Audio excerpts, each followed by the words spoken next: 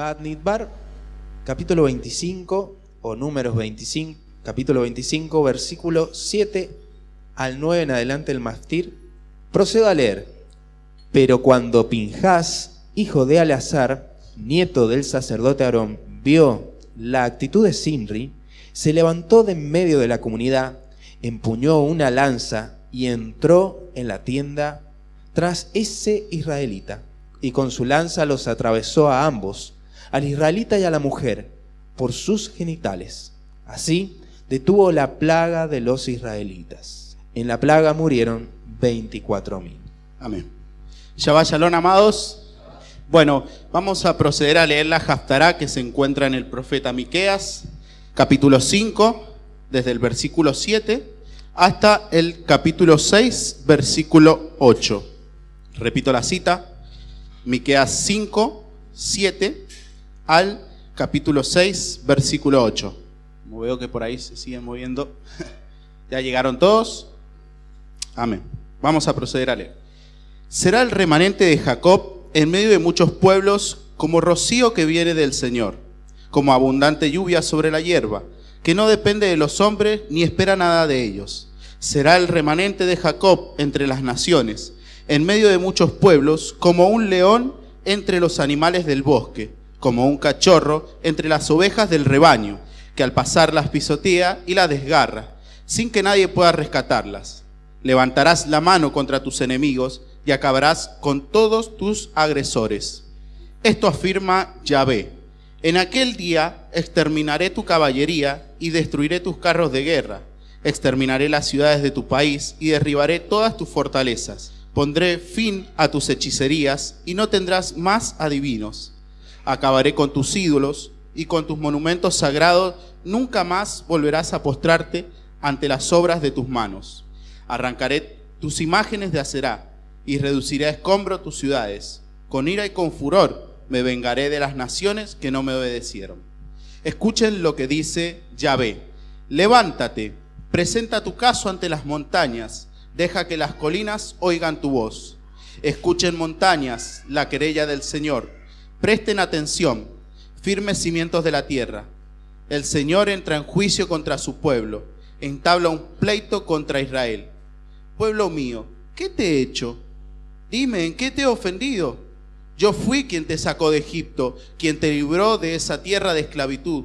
Yo envié a Moisés, a Aarón, a Miriam para que te dirigieran. Recuerda, pueblo mío, lo que tramaba Balac, rey de Moab, y lo que le respondió Balaam, hijo de Beor. Recuerda tu paso desde Sitín hasta Gilgal, y reconoce las hazañas redentoras de Yahvé.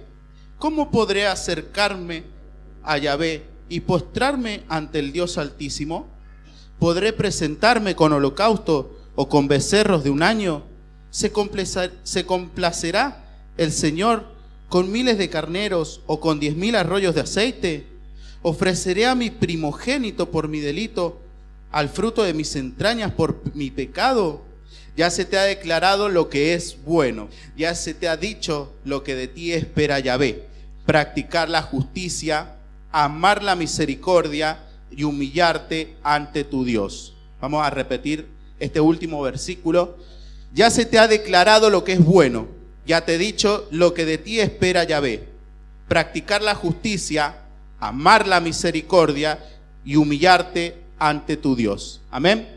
Bueno, tenemos dos profetas, entre comillas pongo profetas, porque uno terminó siendo un brujo. Así que, pero no sé si algunos conocen quién es el profeta Miqueas. Por ejemplo, a mí me pasó esta semana que cuando me dijeron, yo no había leído nunca el profeta Miqueas. Entonces me puse a investigar un poco sobre su vida. Y bueno, vamos a compartir un poquito de quién era esta persona y por qué estaba profetizando en este momento.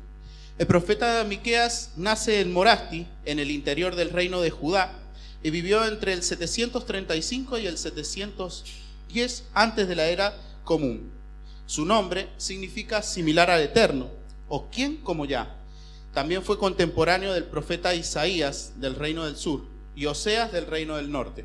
El profeta Isaías ministraba a todos los reyes, mientras que Miqueas ministró al proletariado, o sea, a los pueblos más humildes, ya que él provenía de esa aldea, ¿sí? Y bueno, y en esta Haftará, justamente esta semana la verdad que estuve meditando mucho, y si bien el apóstol ha ido colocando muchas cosas en el grupo, me gustó mucho un tema que hablaba mucho sobre el habla. Entonces hoy voy a tocar 3 puntos que a mí me llamaron la atención esta semana, y uno de ellos es el habla. Así que bueno, vamos a acompañarme a Números capítulo 22, versículo 28, ¿sí? Esto lo vimos esta semana. No se me vayan ahí de viaje por ahí a andar. Números 22, versículo 28. Leo. Pero el Señor hizo hablar a la burra, y ella le dijo a Balaam: ¿se puede saber qué te he hecho para que me hayas pegado 3 veces? Otra versión dice: abrió Dios la boca del asna. Y acá quiero compartirles algo que encontré, que es un fragmento escuchado de un rabino, de una nota de un rabino, que dice así: de todas las diferencias entre el hombre y los animales, la Torá identifica la distinción esencial como el poder del habla. El hombre es llamado el orador. Esta es la cualidad que epitomiza su elevación sobre los animales. El poder de la palabra se le dio al hombre para elevarlo del mundo físico, para inyectar espiritualidad en lo físico. En la lengua hebrea, la palabra para verbo es dabar. Ella tiene la misma raíz que dibur, que es palabra. El habla es el umbral entre el mundo de las cosas, el mundo físico y el mundo espiritual. El hombre usa el poder del habla para agregar espiritualidad a este mundo. Entonces, ahí recién cumple con su verdadera función, elevándose a sí mismo y al mundo con él. Pero cuando el poder del habla es degradado, cuando se usa para maldecir y denigrar, como lo vimos esta semana, entonces el hombre se convierte en no más que un burro que habla. Esta nota es del rabino Schiller. No sé mucho inglés, por ahí capaz que Milagros me va a corregir. Bueno, ante esto me surgieron algunas preguntas, ¿no? Y la primera de ellas es: ¿cómo estamos hablando? ¿Sí? ¿Cómo estamos usando ese poder del habla? Alguna vez nombré recién que el orador, se le dice, orador es una definición de alguien que ora, o el orador es la persona que puede hablar en público, o el arte de hablar en público, o el arte de hablar también. Por eso es cómo estamos hablando nosotros, cómo le estamos hablando, cómo nos estamos dirigiendo a los demás. ¿Somos unos burros que hablamos por hablar? ¿Nos prendemos en todas las conversaciones que vengan? ¿O simplemente estamos trayendo espiritualidad? Estamos elevando a nuestro entorno cuando hablamos. ¿Lo elevamos o no lo elevamos? ¿Bendecimos o maldecimos? No nos olvidemos que también tenemos la capacidad de poder transformar la maldición en bendición. Porque también esta semana esta persona, este profeta, fue llamado para maldecir. Y el Eterno, él dijo: yo voy a hablar lo que el Eterno me diga que hable. Entonces también ahí vemos que muchas veces, esta semana me pasó mucho de pedirle al Eterno y hablar lo que Él quería que hablara. Porque a veces uno se equivoca y puede razonar y decir: bueno, voy a hablar de esto, de este tema, del otro. Pero en realidad es el Eterno el que habla. Entonces, usemos nuestra boca para que el Eterno sea el que hable a través de ella, ¿sí? Para bendecir a las personas, para elevarlas. El segundo punto que quiero tocar es la memoria o el recordatorio. Vamos de vuelta, acá nos vamos al profeta. Vengamos al versículo 5 del capítulo 6. Dice: recuerda, pueblo mío, lo que tramaba Balac, rey de Moab, y lo que le respondió Balaam, hijo de Beor. Recuerda tu paso desde Sitín hasta Gilgal, y reconoce las hazañas redentoras del Eterno. Yahvé nos habla de que recordemos justamente lo que pasó con estas dos personas que quisieron maldecir y al final terminaron bendiciendo. Que a la corta o a la larga igual terminó tocando porque el pueblo cayó ante las hijas de Moab. Eso punto aparte, ¿no? Pero desde esto también surge la siguiente pregunta, porque muchas veces nos olvidamos de las bondades y los milagros que el Eterno ha ido haciendo a lo largo de toda la historia de Israel. Y en ella, el Espíritu también ha ido haciendo milagros en la vida de cada uno de nosotros. Justamente nosotros, antes de que lo conociéramos al Eterno, vivíamos en nuestros delitos y pecados, estábamos muertos. Una vez que nosotros fuimos vivificados por la palabra, por el Eterno, recién ahí comenzamos a vivir, comenzamos a caminar, y es por eso que muchas veces nos olvidamos de las cosas que el Eterno hace en nuestras vidas. Entonces, yo pregunto, ¿cómo está tu memoria con respecto a las bondades y los milagros que el Eterno Dios ha hecho en tu vida? ¿Seguimos estancados? ¿Qué onda? El tercer punto que quiero tocar acá es el ser agradecidos o el dar las gracias. En esta Haftará nos preguntamos, ¿sí? O se pregunta acá el profeta, ¿cómo podemos pagarle al Eterno por tanta bondad, tantos milagros y gracia para con nosotros? Justamente recién cuando estaba leyendo, remarqué el último versículo con el que termina, versículo 8, que dice lo siguiente: ya se te ha declarado lo que es bueno, ya se te ha dicho lo que de ti espera el Señor, practicar la justicia, amar la misericordia y humillarte ante tu Dios. No sirve de nada los sacrificios hoy de los carneros. Ahí dice que no sirven ni millones, ni mil arroyos de aceite, no sirve los miles de carneros. ¿Se complacerá el Eterno?, se pregunta el profeta. No. El Salmo 51 nos dice: al corazón contrito y humillado no desprecias tú, oh Dios. Eso es lo que quiere el Eterno. Quiere un corazón humillado, quiere que le entreguemos nuestro corazón, quiere que andemos, que hagamos justicia, que amemos la misericordia y que andemos humildemente.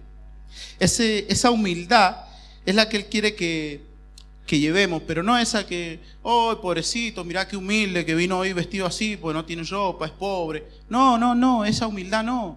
Humildad de saber humillarse, de saber decir me equivoqué, perdóname, saber decir gracias porque no lo sabía, saber reconocer, por ejemplo, que tenemos un líder. Hoy está en Córdoba, le mandamos un saludo, por si estamos transmitiendo, ¿no? Pero le mandamos un saludo muy grande. Pero muchas veces no lo hemos valorado.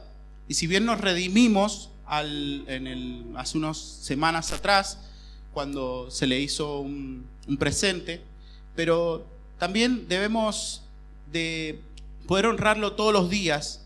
Y esa honra viene cuando estudiamos la Torá, cuando nos levantamos y no vamos a trabajar como muchas veces pasa y nos levantamos y vamos. No, justamente la honra viene ahí.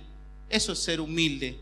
Humilde es humillarse, humilde es decir, reconozco que me equivoco, reconozco, Señor, que no te merezco, reconozco que me he equivocado, reconozco que mi pecado está delante de mí, reconozco que hay pecado, que he pecado, reconozco. Reconocer las cosas, decir, eso es ser humilde. Y eso es lo que el Eterno quiere, un corazón humillado, un corazón entregado a Él, un corazón que salga y haga justicia. ¿Hace cuánto no perdonamos? ¿Hace cuánto no hacemos misericordia? Pregunto. En este Shabbat, antes de entrar al Shabbat, ¿a cuántas personas perdonaste durante el día? ¿No te enojaste con nadie? A veces es necesario entrar en nuestro interior y decir qué es lo que pide el Eterno. No pide que cumplamos a rajatabla los 613 misbot que están escritos. Obviamente que si podemos hacerlo, lo vamos a hacer. Hubo uno solo que lo pudo hacer, es nuestro maestro Yeshua. Pero sí podemos hacer estas pequeñas cosas, practicar la justicia. Digan conmigo atrás mío, una vez más, vamos. Practicar la justicia, amar la misericordia y andar humilde ante Él. Si hacemos estas cosas, siempre vamos a ser bendecidos y no vamos a ser como Balac. Y toda maldición que se haya tirado, todo conjuro que se haya tirado contra nosotros, no va a poder, porque así como no pudo contra los hijos de Israel, tampoco va a poder tocarnos a nosotros, ¿sí? Siempre y cuando hagamos lo que pide el Eterno. Amén.